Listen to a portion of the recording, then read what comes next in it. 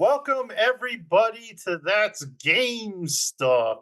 Every once in a while, That's Good Stuff turns into That's Game Stuff, where we talk about video games that we have played and other junk, all relating to gaming.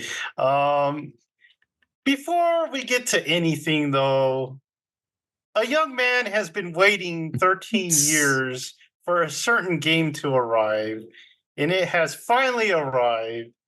Michael, what is that game, and what are your first impressions of it? Well, firstly, let's say the young man has grown up waiting for this game because the young man is now a middle-aged adult nearly. The young man was 13 years ago. Now the middle-aged man has now a job and a mortgage and 2 dogs to look after. But yet he took all Friday and did nothing but play Dragon's Dogma 2. Because that is the game, yes, that we were talking about that finally freaking... I was watching a video the other day, the guy was talking about how he was like, so this sequel shouldn't happen. Like, why on earth is 12 years later they're finally doing this? And one, it's really, really good. But there are a few things we should probably address on the top. The explosion about the microtransactions. Why is my hand so fuzzy? I don't know. There's an explosion about microtransactions, which is kind of strange because I know on like PC is probably a little more apparent, but I honestly didn't see them at all.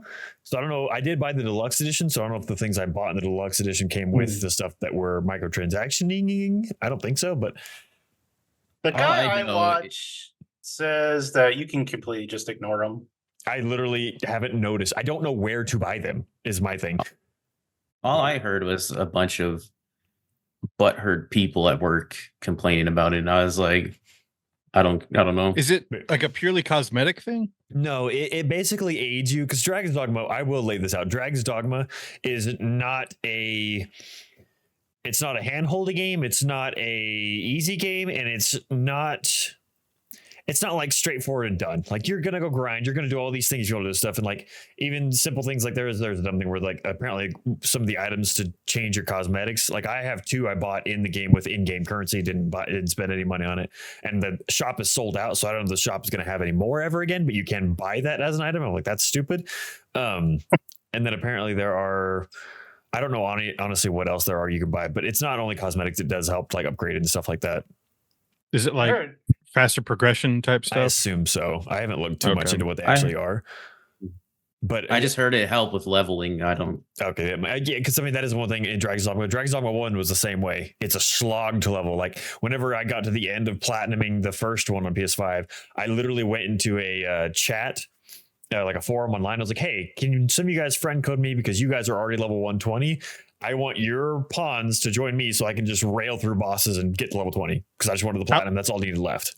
I'll admit, Michael, I've never really gotten into Dragon's Dogma because I always friend your pawn and it takes like all the challenge out of like the first that's no bueno. Like forever. I'm just like, I should just not play this game. The pawn is playing the game.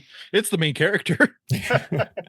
But yeah, just turn it on and leave it there. So that is the one issue that everyone's kind of freaking out about. I think they're overreacting, but I also think it's stupid to have all that in there. It should just be like in-game purchases with in-game currency instead of I didn't even realize there was microtransactions until like our friend brought up in the chat. But anyway, apparently, go ahead. Apparently, it's a trend with this director because he did really Devil May Cry 5, which had a lot for the story. And then just Capcom in general is kind of sus about it because Street Fighter 5 was intense with like the microtransactions. Well, Devil May Cry 5 had like a lot of microtransactions inside the game, and it's kind of like bombards you with like stuff too. You're like, here's like because I bought like the deluxe pack or whatever, and it gave me all this in-game credit stuff. I'm like, I have no idea what any of this is. But it's like, buy more at the shop. I'm like, I don't know what this is. What do I do with it? But I don't know what to do with it. But I will say, I haven't gone back to the menu. I just, put my PS5 in rest mode, start it back up. I haven't seen the menu. I haven't seen any microtransactions. So it's not like bombarding you in the face of, hey, you need to buy this. You need to buy this. You need to buy this. So maybe it'll pop out at the end of the game where you're about to beat it and it's like, hey, buy the end of the game. The ending, here's this price or this price or the true ending for this price. Your PS5's like, please let me rest. Please. But the game itself, I meant to look up how much time I've actually put into it. I would guess probably at least 15 hours since Thursday evening.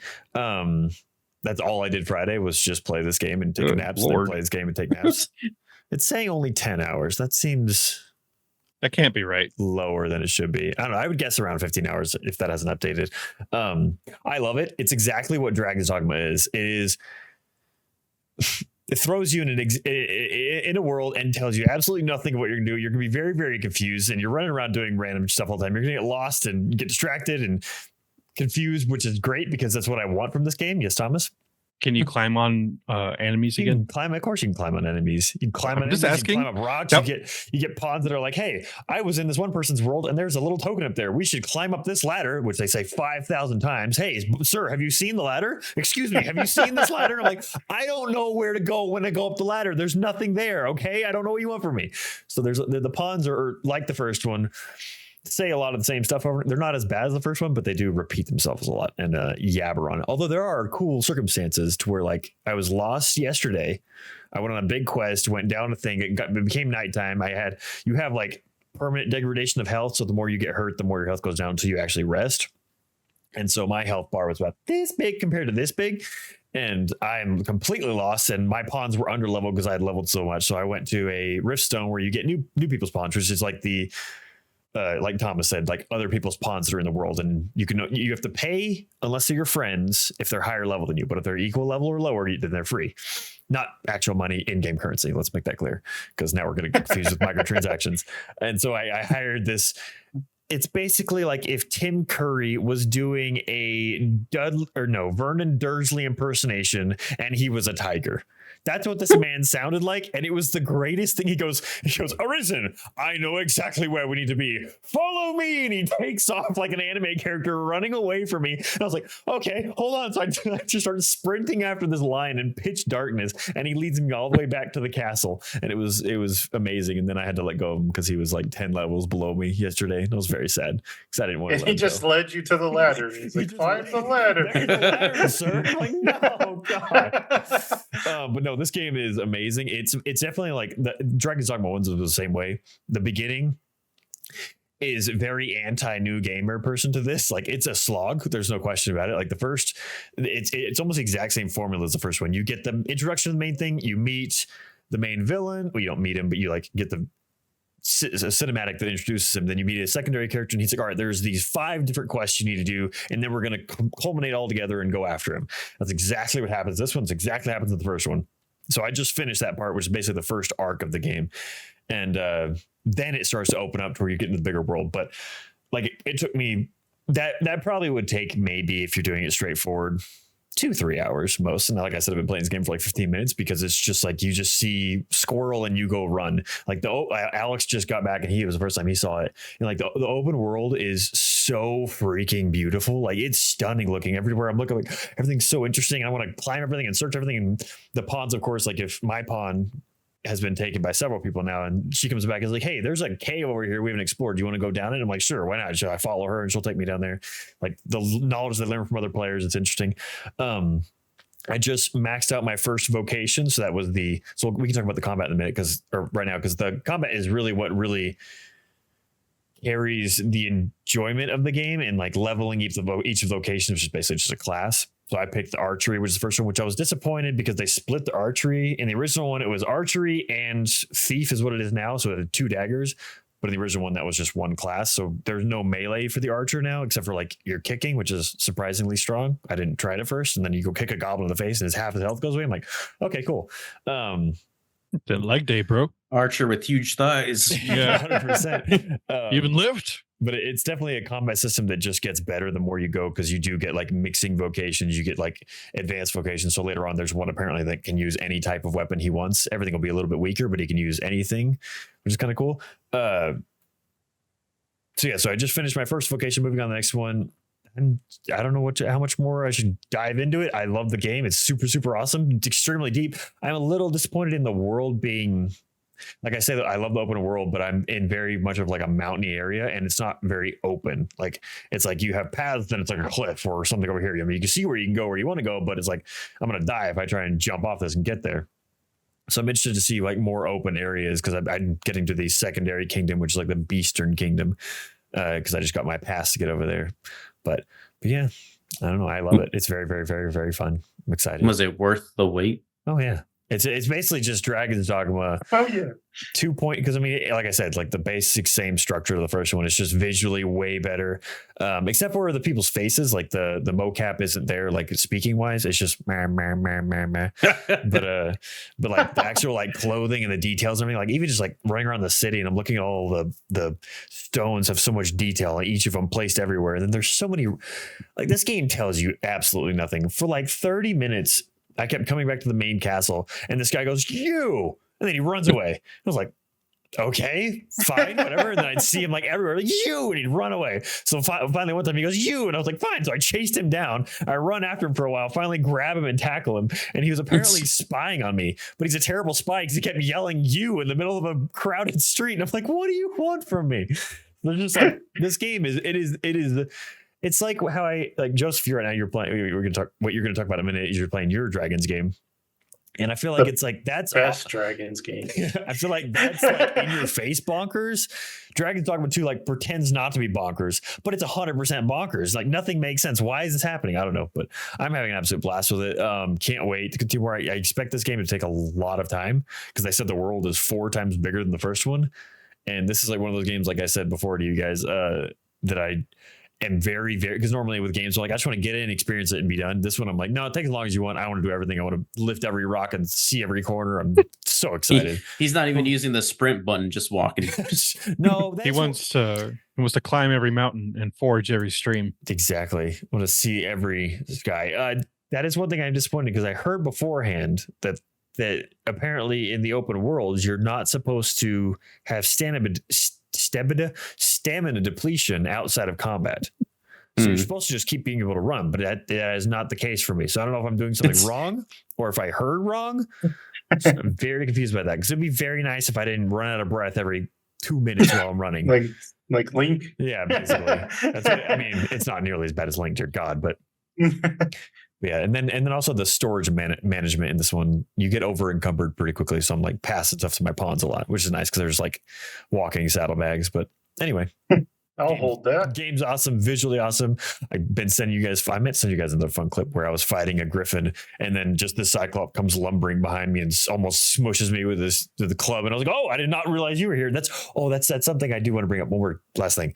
In the first one, I remember when I first played Dragon's Dogma. And I went in the open world and I kind of just imagined it a little more advanced than it was at the time. Like it was very like procedural. This is where this Drake was going to be. This is where this guy was going to be. And in this, like I said, like a Cyclops walked up on me while I was fighting Griffin. There were 2 Griffins flying around at the same time. I was like, I'm curious how procedural it is and how random these encounters can be. Because like there's a Cyclops next to a waterfall early on.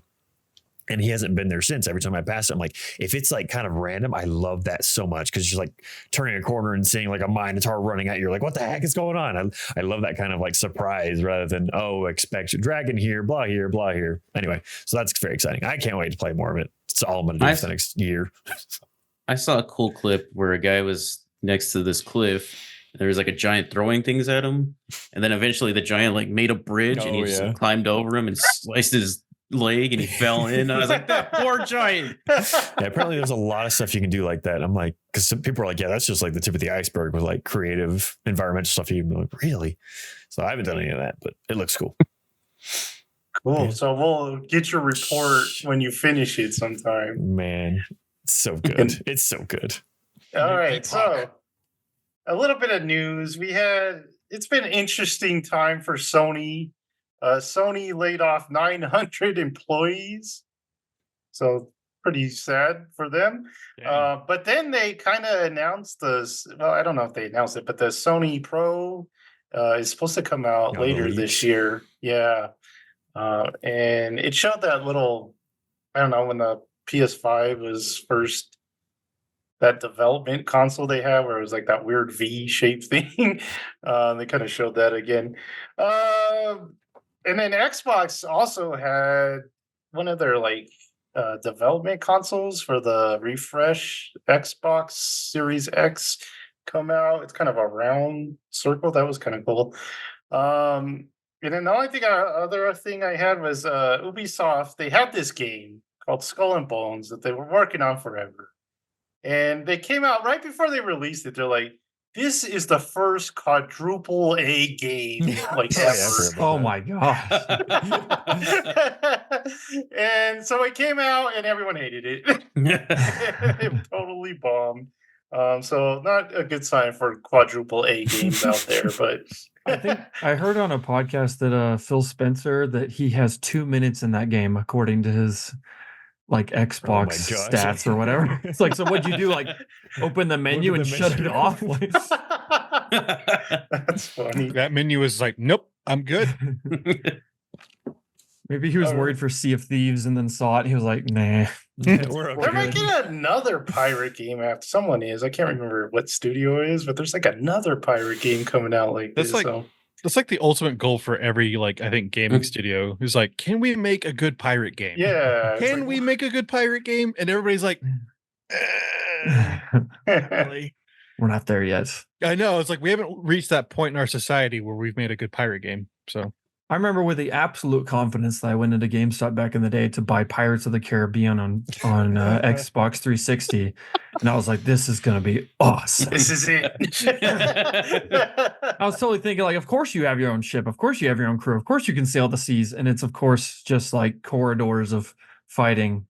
and much like Uh, Phil Spencer, he turned it immediately off. Yeah, no, I beat it. I was like, I Oh, spent money wow. on this, I so spent my good money on this. it's not good, not a good game. All right. Well, speaking of pirates, we have Alex coming back to the podcast Yar. after selling the seas. So, Alex, you wanted to talk about a new game that came out this year, so I'll let you go next. Go ahead. So it was actually my most anticipated game for this year. It's Prince of Persia: The Lost Crown. I think I've discovered that, at least at the moment, it seems like Metroidvanias are my happy place. It's like every time I get in one, I'm like, I'm never happier. And then maybe that would change if I played a ton in a row and I got tired of it. But so far, I've never really gotten tired of it. I put like around 100 hours into Hollow Knight and I didn't get tired of it. I think I ended up at like 31 hours for this game to platinum it. And it's a great platinum. It's very very fun.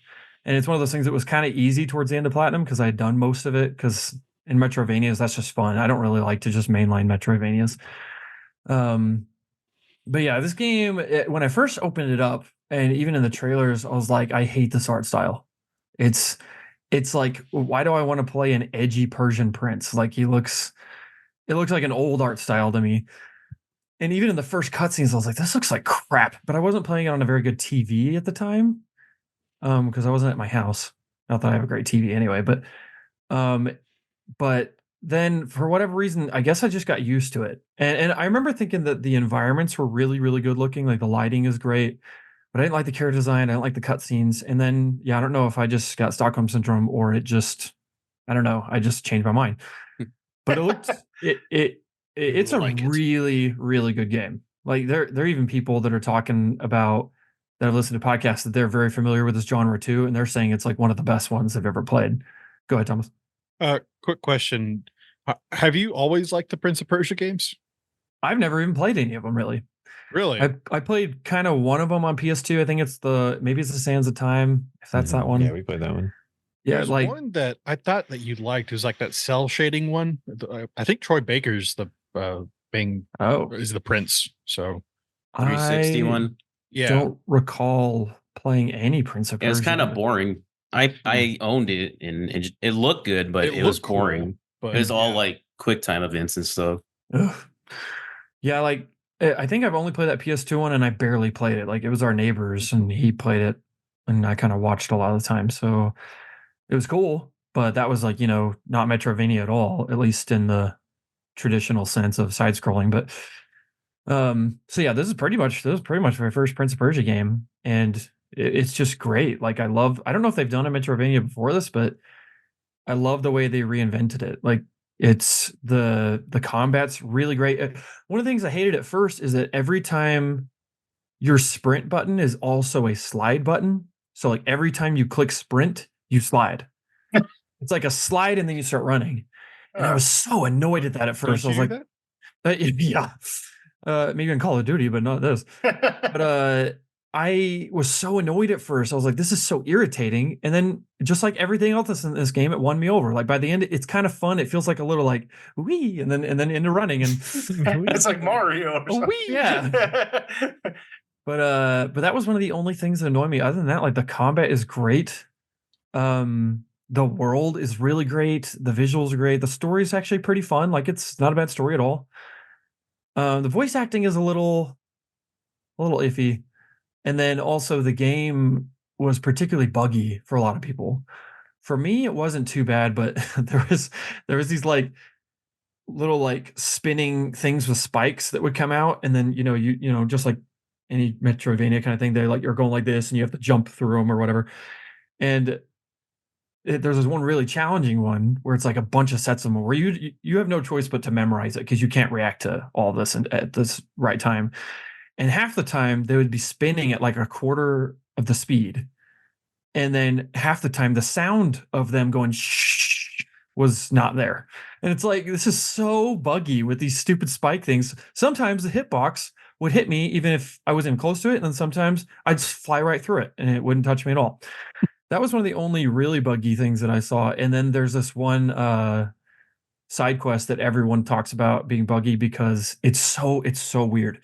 You talk to this, speaking of, he's like a pirate captain, and you talk to him, and then he gives you the side quest, and then after he gives you the side quest, you can't move. You're just stuck. And I was like, oh, I guess it's a weird bug or whatever. So I turned it off, and it was annoying because I had to get back to him because I didn't save my progress to him. Got back to him, talked to him, get the side quest, couldn't move. And then so I looked it up, and this really bizarre fix where all you have to do is turn off your PlayStation 5 controller, turn it back on, and you can move. Really weird. And I guess it was probably. Oh Uh-oh. He froze. Froze. Or is he Just like Prince of Persia. Just like the game. Speaking of bugs. Alex, turn off your controller, turn it back on. Okay, you're back. Yeah. That's so weird. This happens on Zoom to me sometimes where I can still hear all of you, but I freeze. And then now it's saying my internet connection is unstable. Great. I have something like loading from the cloud. That's what happened to me. I don't know. Anyway, so it's a really, really great game. The combat, the mechanics, it's like they were introducing mechanics, and I never. You hiccuped again. You hiccuped again. Hello? You're good. They were introducing mechanics deep into the game, and I still wasn't like, oh, I gotta learn something new. Like it was like, yes, give it. I love new like abilities in these type of games. It's like in a lot of other games where you have like a lot of resource management or like their RPGs, and like you want me to learn this stupid new system of inputting all this stuff. I'm like, I don't want to do this. But like Metrovanias, it's always just like, it's always exciting because it's like I don't have to think about it. It's a simple mechanic that I just implement into my gameplay, and it's great. And then last thing I'll say is the combat is like really surprisingly good. That's not what I was excited about this game. Combat's not really. It doesn't take a lot. Like even like Jared might agree, but like Hollow Knight's combat is not really very deep. It's like, you can swing in 4 different directions. You've got some powers that you can use, but Metrovanias don't necessarily need a fantastic combat. But this game that surprised me like crazy. Like it has a weird mixture of like a regular side-scrolling game with you have projectiles, you have like a bow and arrow, and you can also throw this like boomerang thing. But then the combat itself, you can treat it like Devil May Cry. Like you can treat it where you like juggle them in the air. The combos feel like Smash. Like it seems like you could just copy and paste him right into Smash and he would work great. So yeah, high praise on the combat. But yeah, it's a fantastic game. If you love Metroidvanias, this is a really, really good one to play. Cool. Get on it, Jared. Nice. All right. Is it on Game Pass? I'll play it on Game Pass. I don't think so. So like Michael mentioned, there is a better dragon game out there, and it's called Like a Dragon Infinite Wealth, and that's what I've been playing for like 2 weeks. I think I'm like 80 hours in or something. Good Lord. And I'll tell you why in a minute, but so you got another job is what you got. Yeah. So Like a Dragon, it's a sequel, and if you played that one, you pretty much know what to expect from this one. I don't think there's much improvements from the last two, or from the last one to this one. It's pretty much all the same. Sadly, it's all like negatives. The new stuff they put in, for me, like the combat. So the combat, it is a turn-based RPG, but they introduced this new kind of field.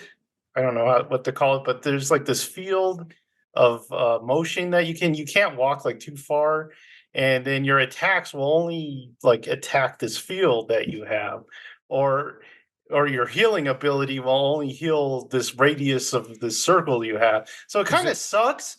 is it kind of Oh, like you have like a battlefield layout and you have to position people?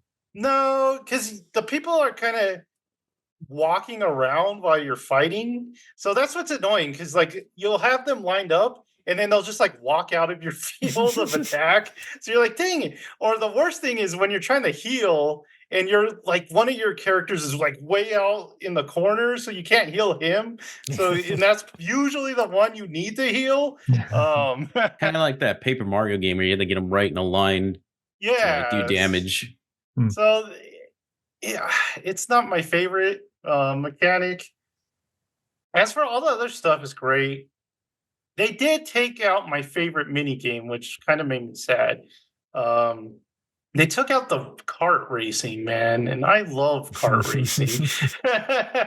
But they left in the weird, like they left in the can collecting, and they added pizza delivering, which is pretty much the same mini game. I don't know why they took out kart racing for pizza delivery. Do you have the song from Spider-Man 2, the game, though? No.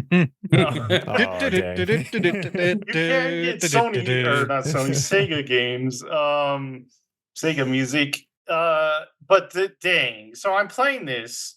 I'm like, okay, this is just what I remember. I'm liking this.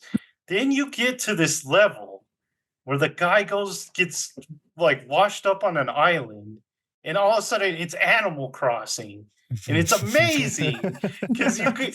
So these guys, they need to fix this resort because these pirates keep attacking and they trashed it. So there's garbage everywhere. So it's your job to get the resort back and running. And basically, you chop down trees, you hit rocks for materials and stuff like that. And then you like build structures and you clean out the land. It's amazing. I basically stopped playing the main game and played that for like a whole week straight, and just I beat that mode, and it was rewarding because they give you the orbital strike attack, which is always useful. Um, so that was great. I haven't got too much into the Pokemon thing, because it's like Pokemon, but you use criminals. So the guys you beat up on the street, you can capture them. You give them a present, and they go, oh, and then you beg them. You say, please, please, please join my team.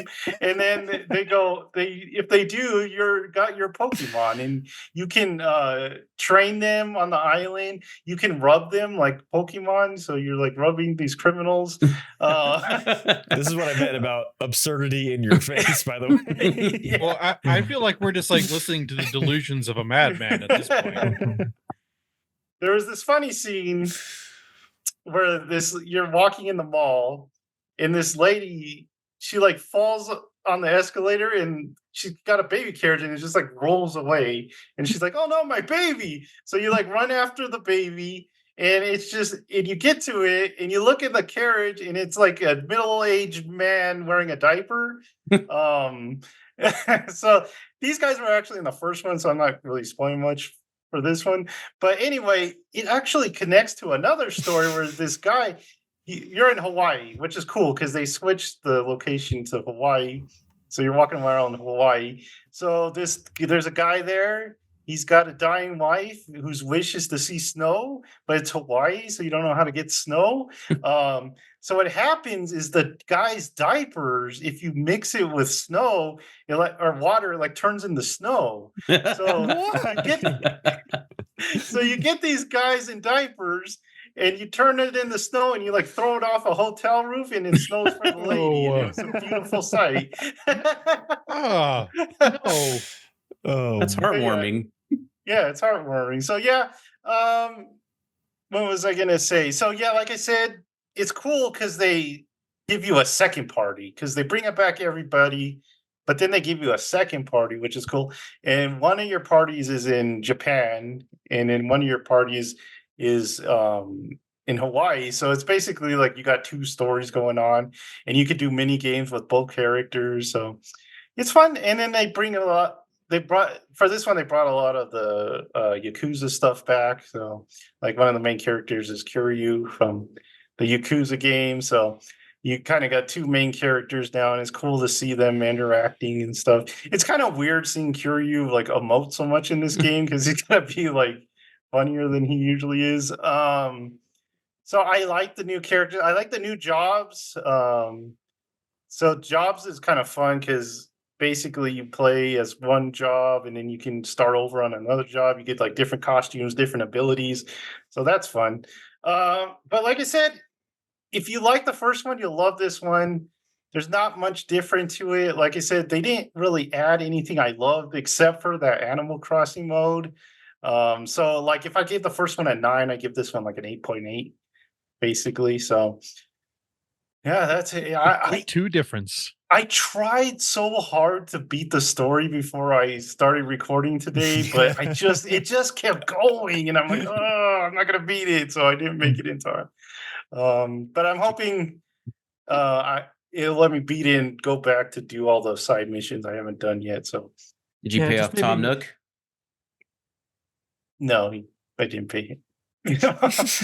I'm trying to think if there's a Tom Nook analog, but I don't think so.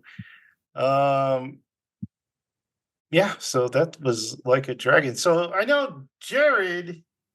What was Alex been- gonna say before I Oh, interrupted him? It was a dumb joke. No, we kind of spoke at the same time. So no.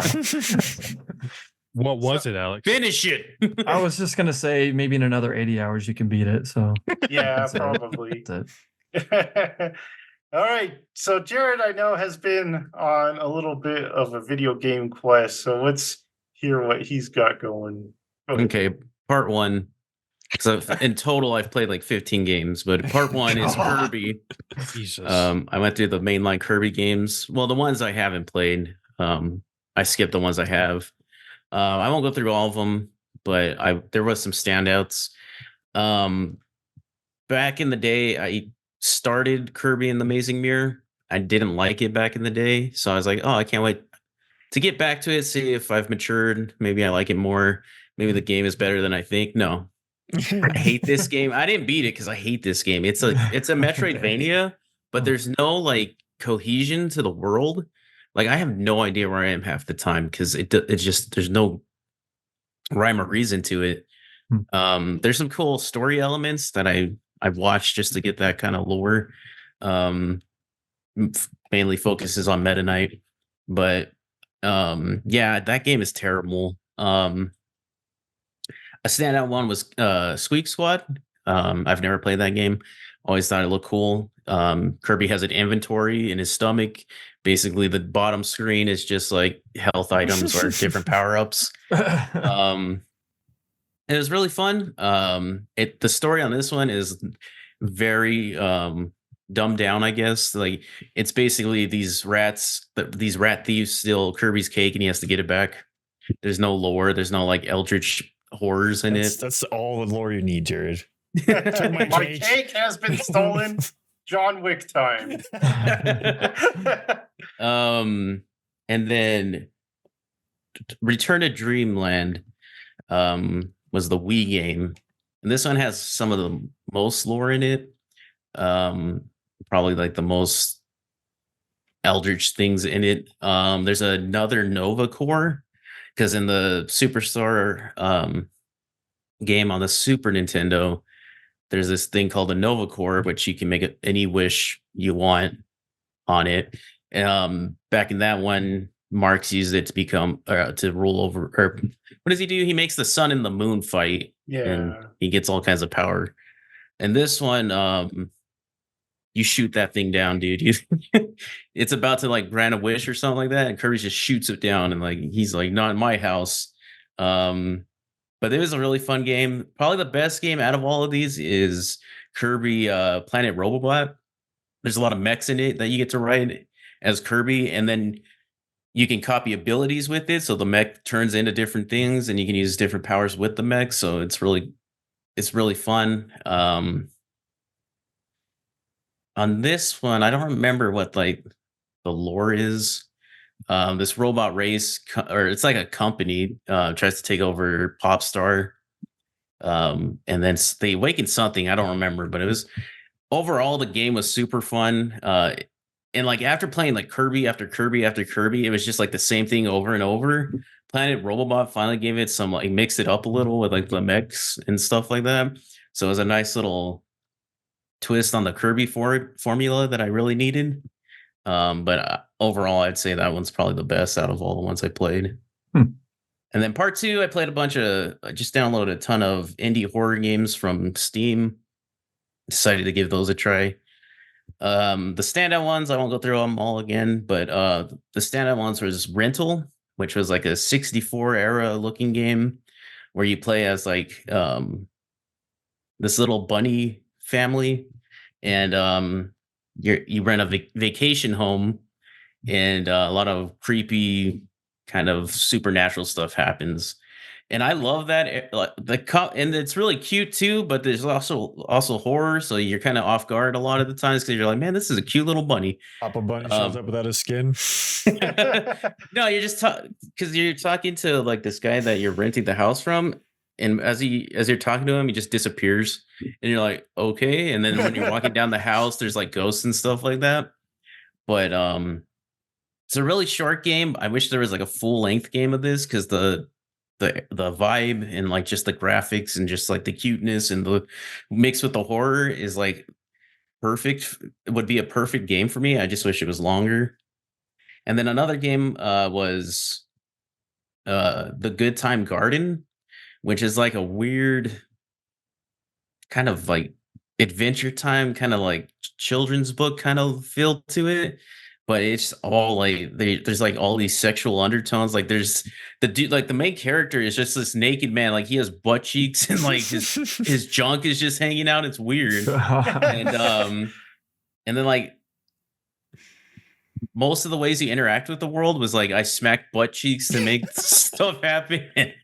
Don't you? And then it shoots out like water from its mouth, which makes things grow, and it's like boobs growing from the ground. I was like, what the heck? But Who made this? again, this is super short, but I kind of wanted a lot more because it just like looked cool because it's like both grotesque and like these weird like sexual undertones, but like not even undertones, man. It's just in your face. But what was this called? The Good Time Garden. Look it up. It's a good time. It was downloading now. It was really fun. I can't even lie, guys. And then like the only recent game I've been playing was Warhammer 40K Bolt Gun, which is just a Doom clone with like the Warhammer stuff painted on it. And it's fun. It's just Doom. Like if you like the old Doom, which most people do, it's just more of that. I will say it it's a little long, like for what it is. It gets really repetitive. Like I played like 8 levels and I was like, oh, I'm about done. I'm probably at the last place. And it was just chapter 1. And I was like, oh God. But it's super fun. It's fun to have like the Warhammer kind of aesthetic to it, but I had a lot of fun with it. Thomas, you can taunt like enemies. There's like taunt button and you just spouting out like the Emperor. Yeah. Mad Drive. Mm-hmm. That's what I forgot to mention about Like a Dragon. The cutscenes are epically long, man. It's like chapter 1 through 3 is all cutscenes. And it's like if you have your controller on, you don't need to touch it. So the Xbox will like try to shut down and be like going into sleep mode because the cutscene. And I'm like, no, I gotta watch them. Well, I never continued the first game because the first like 20 minutes is cutscenes about Peking Duck, and you're like, Jesus, let me just play the game. That's how it is, man. That's how the king of foods, Jared. To be fair, you can skip them if you want. So I mean, Well, okay, you say that, but then you miss out on 45 minutes of character building. You're just like, Yeah. oh well, It's like the dang world's it. happy, then you get back and the world's just on fire. What happened? I was gone for 2 minutes. All right, Thomas, did you have a topic for us this week? Well, I've got a few. So the only games I've played because I'm in school, so I don't have any spare time. Is the only thing I got to play during spring break was Helldivers 2. Speaking of Warhammer, this kind of fills all that Warhammer just needy. I need this.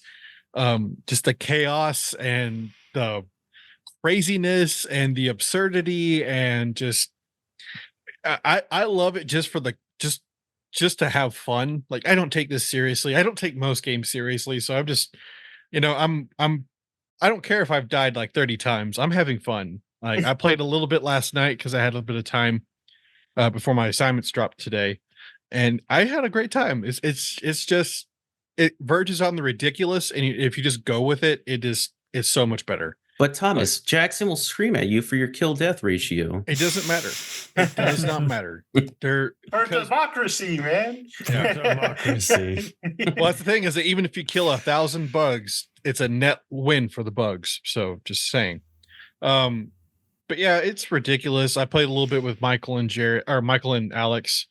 And it was fun. It's always fun to have it with your friends, but there's so many people playing it. It's not hard to find a squad. Somebody did team kill me though right before I got onto the ship, and I was like, "Oh, thanks, dickhead. I appreciate that." Because it's open comms, you can say whatever you want, but it's a lot of fun. And then the only other thing I played for a little bit was Bloodwash. It's just this really retro 8-bit horror game because I saw Game Grumps play it and I was like, oh, I'll buy that. It's like $8 on PlayStation 5. It's a lot of fun. It's like a VHS horror game. Yeah, it took me maybe an hour and a half to platinum it. Ooh. And then for a good 30 minutes after I watched an episode of Shogun, I played Ghost of Tsushima just because it felt like the thing to do. To go back to that. It was fun. Just yes. I've heard a lot of people mention that. I'm sure, man. It's probably sparking a lot of interest in games like that. Critical Drinker's review of Shogun. He's like, this reminds me of Ghost of Tsushima. Ghost of Tsushima. Yeah. I wonder how much that'll help that Rise of Ronin game that just came out. Just people. I kind of want to play that one, yeah, but I don't know. It's fun, but yeah, I mean, Helldivers 2 is pretty much the only thing I've played. Again, I don't have a lot of time, so it's fun though. It's chaotic ridiculousness. The fact that there is friendly fire in that game just makes it so. It's like Johnny was running behind me, and I can't remember what he said. He said something I can't remember if he's accusing someone else or something like that, and then he immediately shotguns me in the back. And I was like, Johnny, really? He's like, oh, my bad. Just watch where you're pointing your gun, dude. But he killed me too. Yeah, and I love the developers response to that. They're like, no, it's fun to have friendly fire on. Why would we get rid of it? Yeah. So it's just, and yeah, if you lean into the ridiculousness, you have more fun. Is what I found. Because you have those guys that take it way too seriously. I'm just like, guys, no. And I purposely make it even worse. I'll call in airstrikes on our position. I'm just like, well, it's hopeless, and just so. But it looks like a really fun game. It is very fun. It's a lot of fun with people, with your friends, but it's not necessary. So I think that's what helped it move along for me, because I didn't need anybody else to play with. It's just fun. I did play a mission by myself though, solo. That was terrifying. I felt the horror, the horror of the bug horde for a bit, and I was like, oh god. I just kind of stealthed it. So the studio has been funny with their updates where they don't present them as here's an update where you get mechs and here's an update for this. It's they write it as if it's a real report in the world. They're saying We keep hearing, we get that there are rumors about flying bugs, but we promise no flying bug sighting has ever happened. And then like the more updates that keep coming out, they're like, there have been some sightings of some flying bugs. and then like they talk about there's only mechs on that one planet because it was like a factory of them or something. It's like it's a really, really medical way to like present your information. The mechs that you get to drive, it's like, oh, we're testing all these, so have fun with it, or not have, but we need a report back on how this mech is doing in the field. So that was just to see if it would actually work, and it's a lot of fun. I got to play with the mech. That was fun. I heard one update was like, we failed the last mission, so we banned sex for all soldiers. So until then, I saw that one. Oh no, the mission, or sorry, the helpful hints when you're like going down into the pod, they're like basically like, you know how Futurama would have those random quotes at the beginning of like the episode?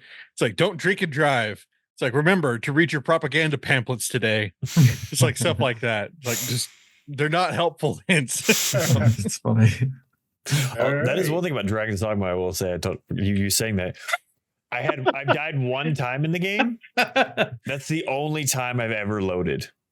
Like, apart from loading the game, and that was the only time you said helpful hint. That's the only time I've seen a helpful hint. Because in Dragon's Dogma 1, I'm used to like every door you go in, it loads. This game is literally fully unloading. It's weird.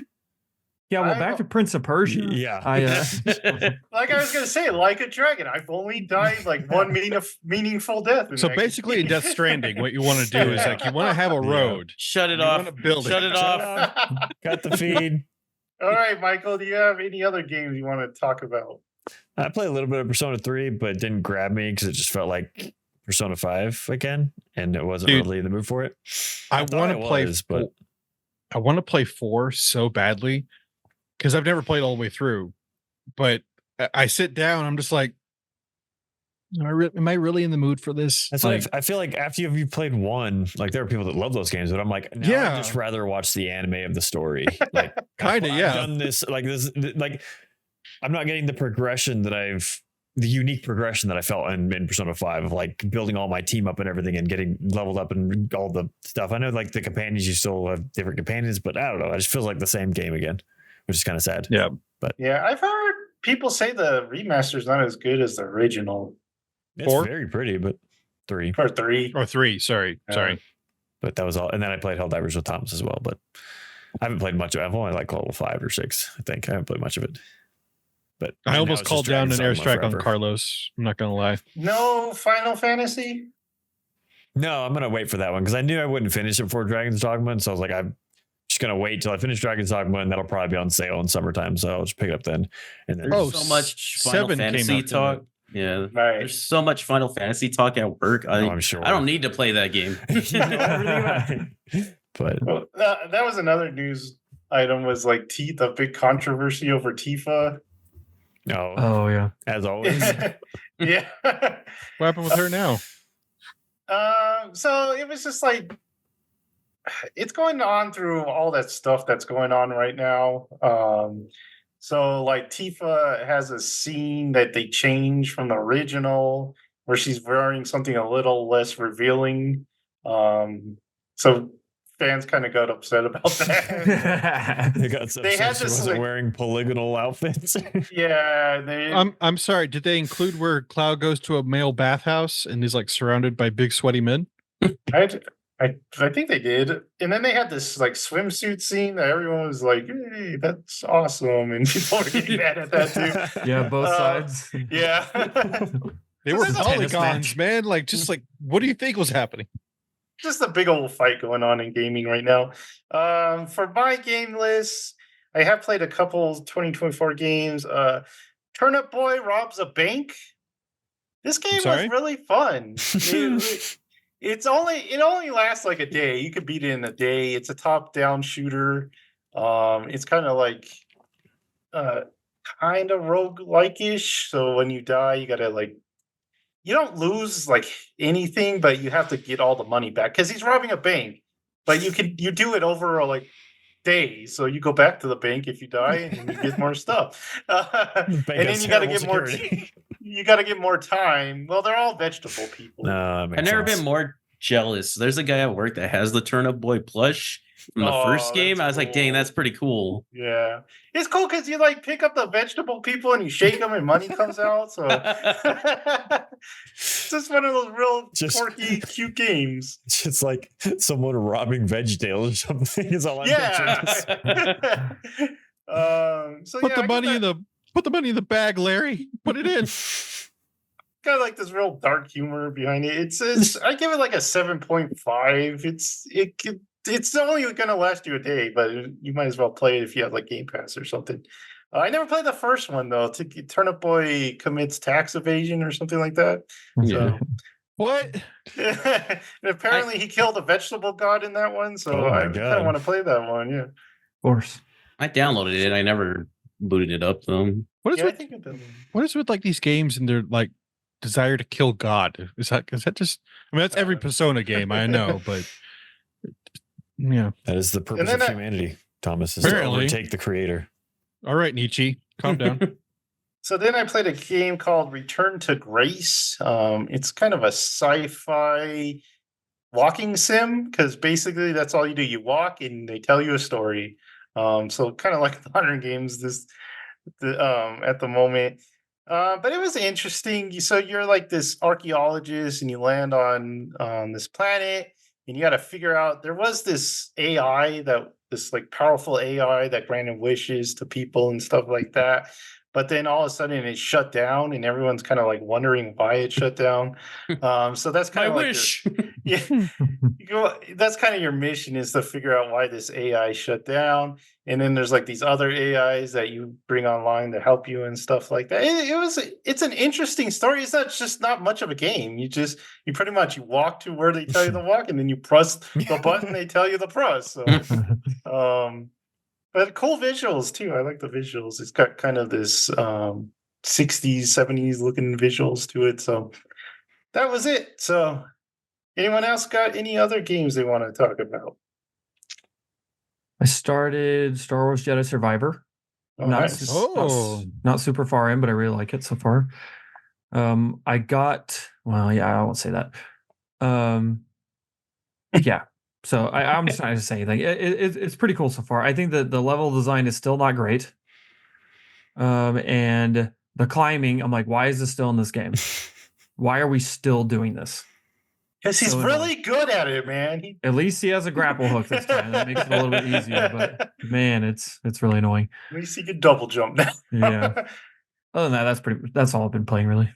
All right. So Michael mentioned he's going to play Final Fantasy after the summer or Dragon's Dogma, however long that takes. Next 12 years. After I play Like a Dragon, I'm hoping to go to NCAA Football 295. Should be out in the summer. Is there any other games you guys are kind of looking forward to this year, or know that that's your next game? Like, what are you going to do after DLC? DLC? July or something like that. I think June. I thought June or July. One of the J's that is upcoming. The only other one I think of is Sandland in April, which is the Akira Toriyama game. They have a demo out for it, but I didn't play it for Dragon's Dogma, so I was like, just wait till the game comes out. It already got reviews, which is strange. Like IGN already gave it a 9. I was like a whole review? Yeah, like IGN came up with a 9 review for it. I'm like, well, how, why, when, where? They're like, look at us. That was confusing. Really early embargo. The demo and it didn't say the demo because I was looking to see if it said demo on it, but I didn't see that. So I don't know why you would review a demo. Anyway, that is the other game that I can't think of it. I am looking forward to that. It looks interesting. Yeah. There's also Stellar Blade coming out next month. That looks pretty cool. I think I'm gonna. That's another one in the culture right yes, now. People are real upset about how hot she is. They're like, look at those skins. Right. All right. Go ahead. No, I was just going to say, as far as Final Fantasy, I have a bet with Jackson where if I don't beat the first or the remake and Rebirth by the end of the year, then I owe him $50. Yeah. It's not a bet. I guess it's a agreement. A friendly wager between gentlemen. Yeah, because otherwise I'm like, I'll never get through them. I'm tempted to play the original before those because it's not as long. So we'll see. But man, I'm dreading it. So yeah. All right. Any last words for this episode? Nope. Okay. Well, please subscribe to our podcast and hit the like button, and also notify yourself for even more good stuff to come. And we will see you next time. Bye.